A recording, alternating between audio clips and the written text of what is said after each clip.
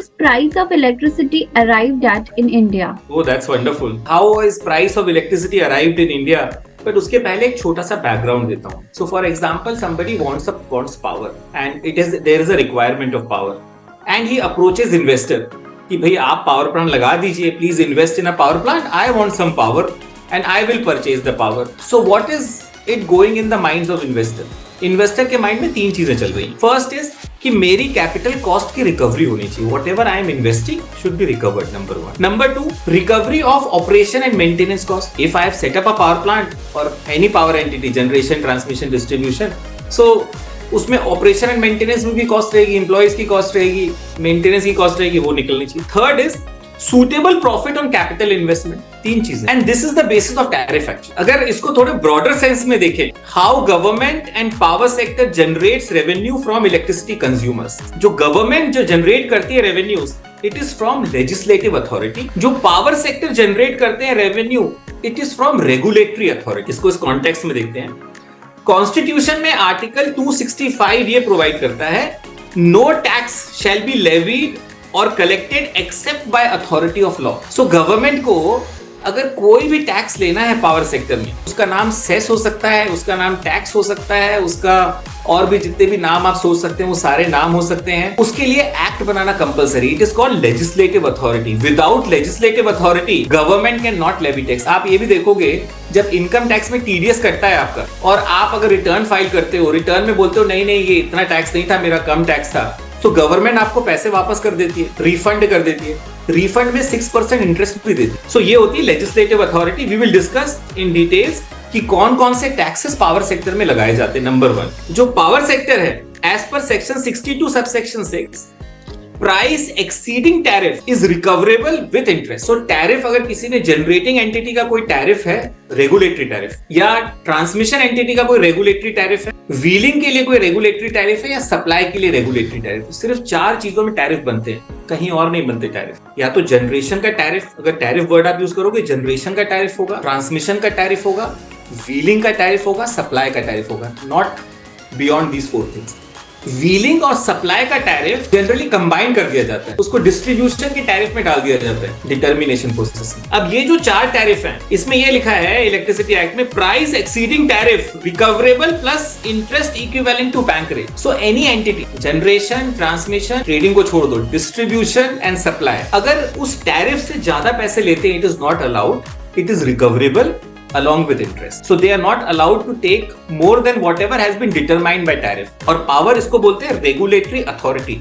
जिस तरह से लेजिस्लेटिव अथॉरिटी से गवर्नमेंट टैक्सेस लगाती है, सिमिलरली रेगुलेटरी अथॉरिटी से टैरिफ्स आर डिटरमाइंड. अब द क्वेश्चन व्हिच टैरिफ कैसे, how we arrive at the price, there are 3 ways. So electricity act, first way जो electricity act में provided है, it is called tariff by determination. Tariff by determination में you go to a regulatory commission and you say I have set up certain power plant, or I have set up transmission line, or I have invested in a distribution company.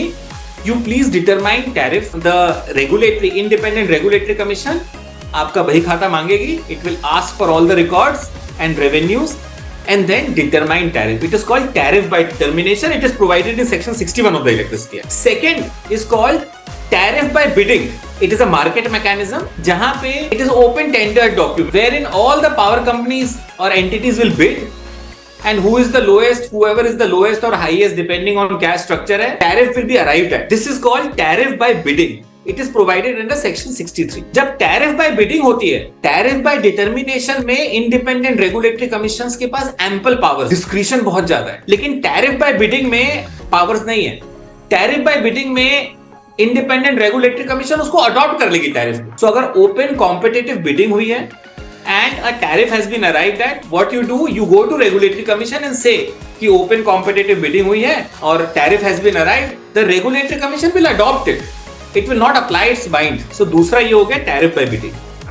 The tariff by bidding is provided under section 63. Third is tariff by agreement. So there are 2 private parties. They both agree. One says that I will sell power at that cost. Other person says I am also negotiating. I will purchase power at that cost. And they both agrees. A and B. Government बोलती है मुझे कुछ लेना देना नहीं इससे. भाई आप tariff by agreement determine कर रहे हो, one power plant is giving to a maybe company or a industry, you just sign your agreement. It is okay, I will provide you open access, that's it. So third is tariff by agreement. It is approved under section 49 of the electricity act. ये जो determination है apply नहीं होगा, bidding भी apply नहीं होगी उसमें. Negotiations है, जब दोनों राजी हैं तो फिर then what will regulatory commission do. आज के बाद we are all clear, there are 3 ways of arriving at tariff or price of electricity. First is called tariff by determination, provided under section 62 of the electricity. Second is called tariff by bidding, provided under section 63 of the electricity. And third is tariff by agreement, provided under section 49 of the electricity. Section 62, section 63 and section 49. अब जो tariff by determination होता है, उसमें there are principles, there are details how to determine tariff. Tariff by bidding में there are procedure, alright, there are guidelines which are provided. And third is tariff by agreement. Tariff by agreement is negotiation between two parties. So hope I have answered the question.